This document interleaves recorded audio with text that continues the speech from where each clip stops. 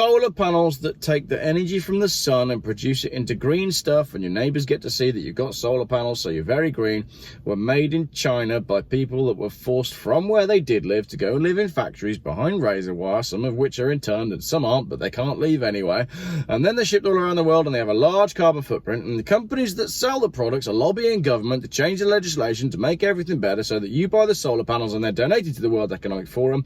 And some of the companies behind the solar panel brands have major problems with suicides in their factories because the conditions are so bad.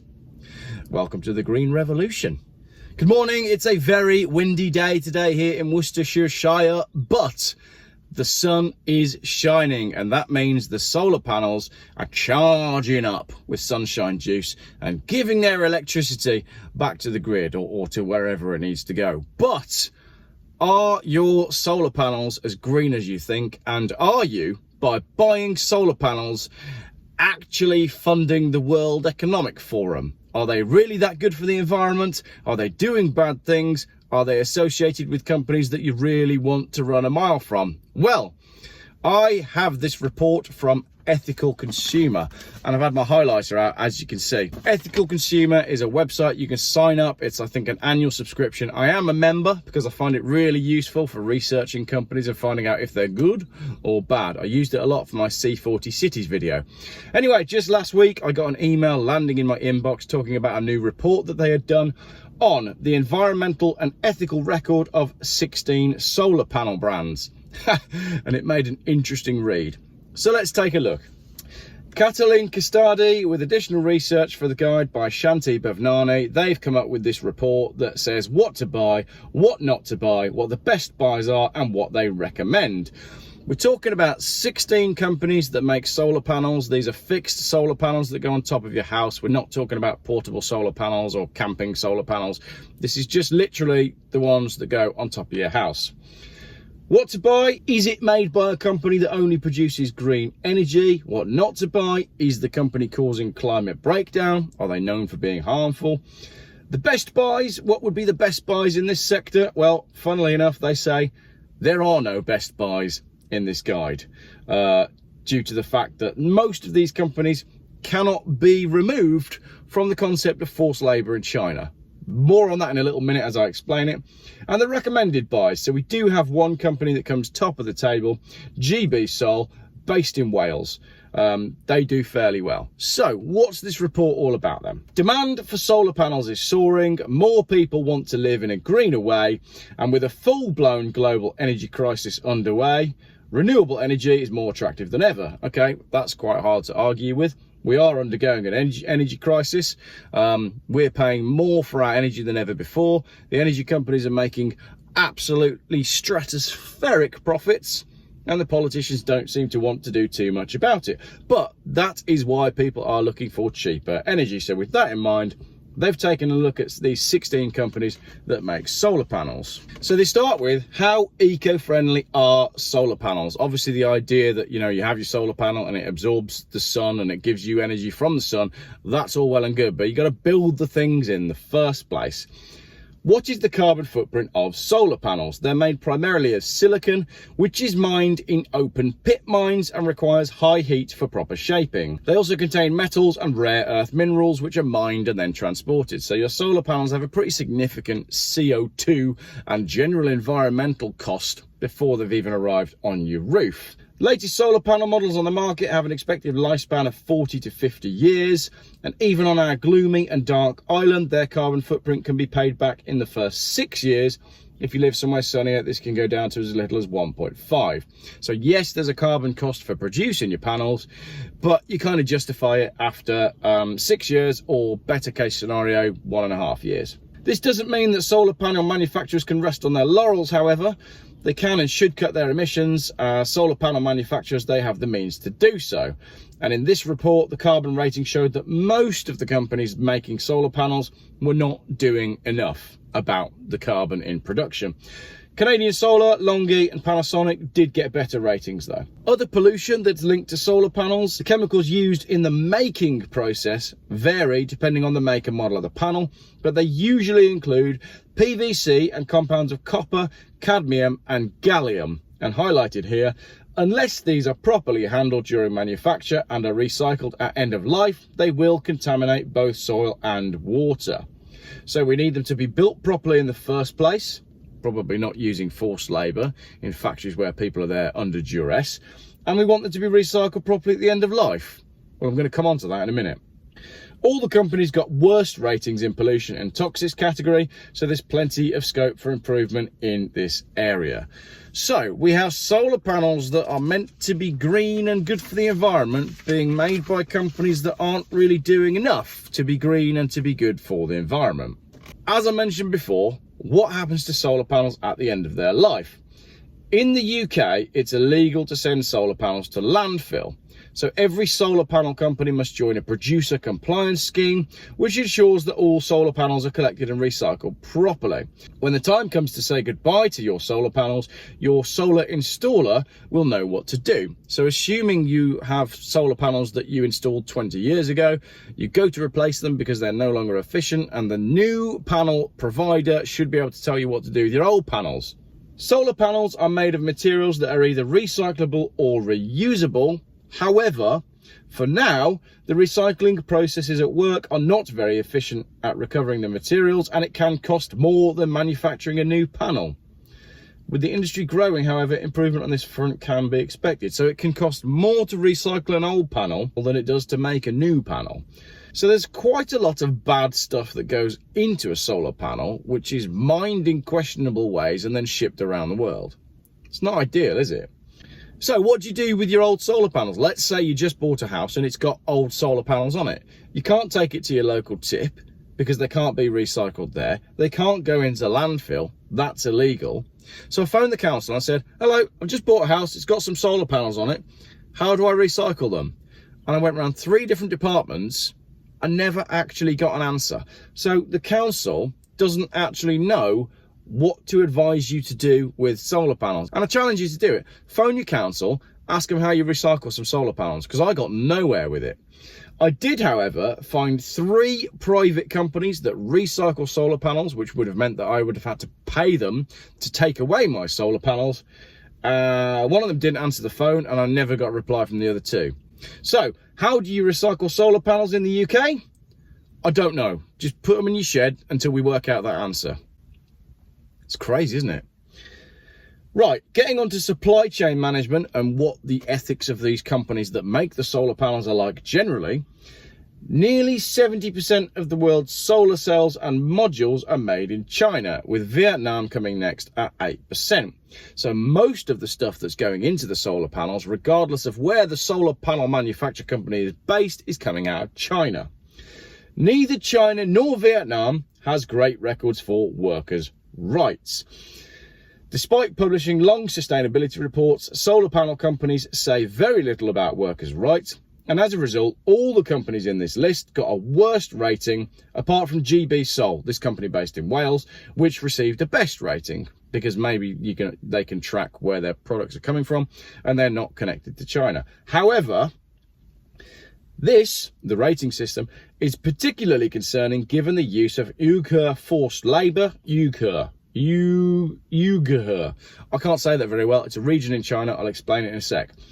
And the fact that solar supply chains include large quantities of quartz, the mining of which is linked with silicosis, which is often sourced from countries with poor workers' rights regulations.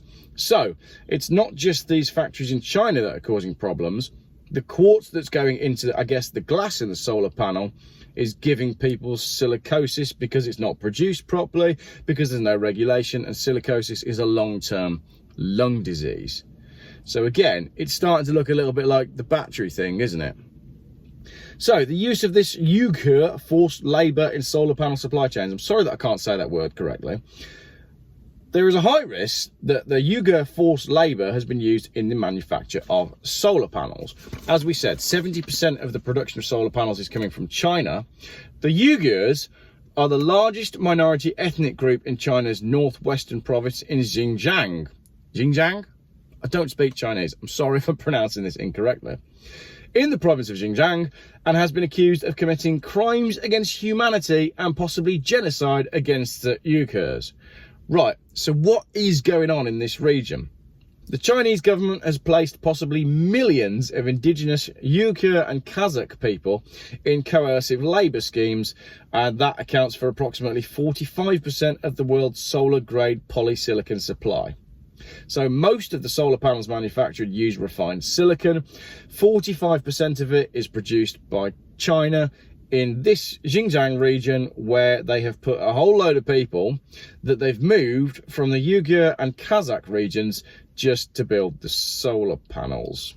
So a 2021 report by Sheffield Hallam University detailed the involvement of Xinjiang-based raw material suppliers and polysilicon manufacturers in forced labour schemes. It analysed corporate documents and shows that these companies supplied some of the world's largest panel manufacturers, including several in this guide. So we're talking about internment camps, we're talking about forced labour, because what the Chinese essentially did is they said to a whole load of people, you're all poor, so we're going to move you somewhere else. And where they moved them was factories that make solar panels, essentially. Those released from the internment camps are often required to work in factories located near the camps in which they were interned. So they're basically prison camps where you're forced to work. And then when you're released from the prison camp, you get to go and work in a factory that makes stuff out of the materials that you were sorting out when you were working in the prison camp. People with interned family members may be told that their labour will hasten their detained family members' release. So you work hard on your factory and we'll let your family out of the internment camp. Worker movement is restricted, with many of the factories employing supposedly free citizens being surrounded by razor wire and security cameras and monitored by police. People working in the factories are either unpaid or paid far less than the minimum wage. Brilliant. Forced labour, razor wire, but it's green, you know, save the planet with your solar panels. It's difficult, isn't it? It's very murky. So which companies are implicated in this? And the report traces the supply chains of JA Solar and LONGi to silicon and polysilicon suppliers from China. Jinko Solar and Trina Solar were found to have used forced labour directly. So they got a mark deducted for human rights. Also, Canadian Solar has half a mark removed. There's no evidence of forced labour in its supply chain, but it was involved with a joint venture with a company that was known to have used forced labour. Other companies in this guide did not appear in the report, but here's the real clincher. Given the dominance of the Xinjiang region of China in the world's polysilicon supply, and the fact that polysilicon from multiple suppliers is often blended by manufacturers, any companies sourcing from China are risky. That's everyone then, isn't it? Pretty much. So from an ethical point of view, it makes it very hard to make a good decision as a consumer, unless you're going to go to your solar panel supplier and say, I want you to supply me with panels that don't contain anything that's come from China. Can you imagine that? It just wouldn't happen, would it? So it's pretty tricky, and Ethical Consumer acknowledge this. They say that the transition to renewable is essential if we're going to tackle global climate breakdown. And these kind of systematic issues can't be addressed through consumer choices. That means there's nothing that you can buy to make a better choice. Good news though, there's signs that movement is starting to happen. There's a new law coming to the US which will prevent the import of products made with forced labour. It should be in place already, shouldn't it? And there's calls for similar actions in the UK. Why aren't we already doing that in the UK? We should be. So it says, what can I do? And if you want to support these efforts, sign the following petitions. Links in the description on those petitions. The next section is on whether conflict minerals are used in the manufacture of solar panels. That's a whole nother report, and it's a kind of a bigger subject, so I'm going to leave that for now. The next one, and this is very important, is, are solar panel companies involved in political lobbying? So the solar panel companies that we know are sourcing their products from places with questionable records on human rights, where they're probably made with forced labour and mined in terrible conditions. Those solar panel companies, are they involved in lobbying? LONGi, Canadian Solar, SunPower, Panasonic and REC Solar got the worst ratings for their political activity. They all lost marks for political lobbying in the US, some for donations to US political parties, and some for membership of corporate lobby group. Drum roll please. The World Economic Forum. The company that you are buying your solar panels from is building them with forced labour and is financing the World Economic Forum. And we all know just what the World Economic Forum thinks about human beings and what they plan for society. I'll give you a clue, it involves a lot less of us. Anyway, Rex Solar did not engage in any lobbying itself, but lost marks through its fossil fuel producing parent, Reliance Industries, which spent over $500,000 on political lobbying in the US in 2022 and over $1 million in 2021. I've written there, in green, funnily enough, I've written there in green, why does green need a lobby? If these products are good and if they're better for the environment, then surely consumers should choose them because they're good products and they're ethical products and they make environmental sense and they make financial sense, and therefore the consumers will buy them and therefore the companies will do well. Why do green companies need to lobby for changes in legislation in order for their companies to be successful? Why can't we just have better companies that make better products, that work, that people want? Old-fashioned capitalism. That's not even the worst of it either. So from there, we go from companies that make solar panels, that build them in questionable environments, that use forced labour to get the materials, to then ship them with a gigantic carbon footprint, and then do loads of political lobbying, including donating to the World Economic Forum, is also behind mass corporate suicides. Final section, the company behind the brand. Sharp Corporation is a Japanese electronics company that scored reasonably well in many of our solar panel categories, including getting a best rating for carbon management, reporting, and middle ratings for environmental reporting, conflict materials, pollution, and toxics. Well done, Sharp. You almost did really well there, apart from this bit. However, more than a third of its shares are owned by the Taiwanese multinational Foxconn, which manufactures electronics for companies such as Apple and Amazon. You might have heard of these guys. Foxconn is renowned for the suicides that took place in 2010, when assembly line workers threw themselves from dorm buildings, and the company response was to install anti-suicide nets. In November 22, company workers were beaten by police during protests at one of the company's iPhone assembly factories after the workers were denied bonuses they'd been promised. The company later apologised and blamed a technical error for the confusion over pay. So, your solar panels that take the energy from the sun and produce it into green stuff, and your neighbours get to see that you've got solar panels, so you're very green, were made in China by people that were forced from where they did live to go and live in factories behind razor wire, some of which are interned and some aren't, but they can't leave anyway. And then they're shipped all around the world and they have a large carbon footprint, and the companies that sell the products are lobbying government to change the legislation to make everything better so that you buy the solar panels and they're donated to the World Economic Forum. And some of the companies behind the solar panel brands have major problems with suicides in their factories because the conditions are so bad. Welcome to the Green Revolution.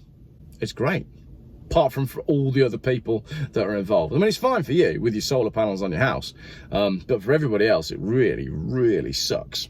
And this comes on to my conclusion. I was watching a Joe Rogan podcast just the other day where he was saying, are we in the apocalypse? Not for us, in the West, where everything's sweet and we drive Teslas and we drink pina coladas and we have Instagram and we post about how good we are for the environment. It's great for us.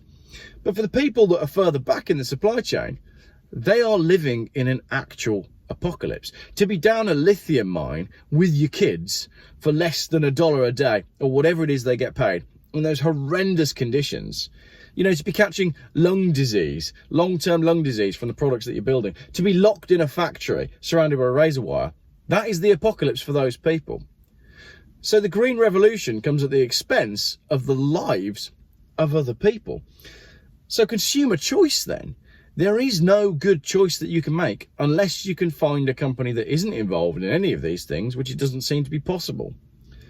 So my next point here is, who asked for this? Yes, a lot of these companies, so Foxconn, for example, they're involved with making iPhones. I'm filming this on an iPhone right now. I didn't ask for that.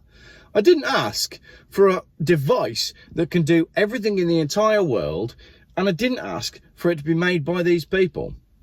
I am more than happy to pay more money to have a product that isn't involved in any of this stuff.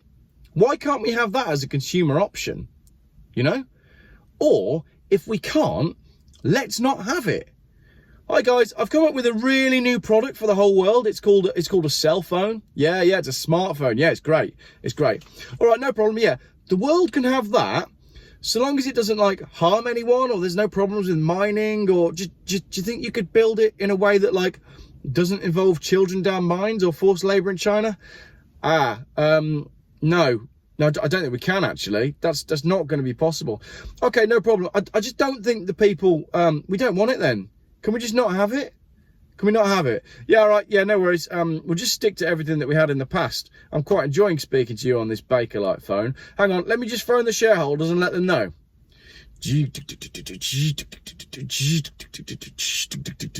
Insert Eddie Izzard joke here. Hello? Yeah, no, it's all off. Yeah. No, tell those kids to just go back to school. And the ones living in the jungle, yeah, just let them go back. That's fine. What do you mean they're already on the coach? No, send them back. Send them back. Buy them an ice cream on the way, yeah? All right. Thanks for that. Do you know what I mean? I don't want it. So, can we have an option that doesn't involve child labour, that doesn't involve horrendous harms to the environment? As a consumer, can we have that choice? It'd be nice, wouldn't it? Yeah, and my final point that I've written there is, why does green need a lobby? I've already touched on this. If the green thing is so great, why does it need to lobby Congress? Why does it need to lobby Parliament to make changes in its favour? Can't it just be good for the fact that it's good? That would be nice. So there we go. That is solar panels.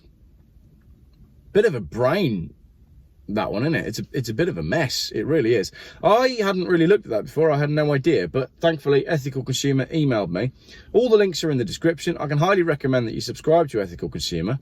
Really useful for checking out companies, while they're there. And speaking of solar power, it does work really well on warm days, because this car is getting hot, which is bizarre because I've been filming in freezing conditions for the last 3 months. And today I am sweating out. So I might go jump in that river. Right, thanks for watching.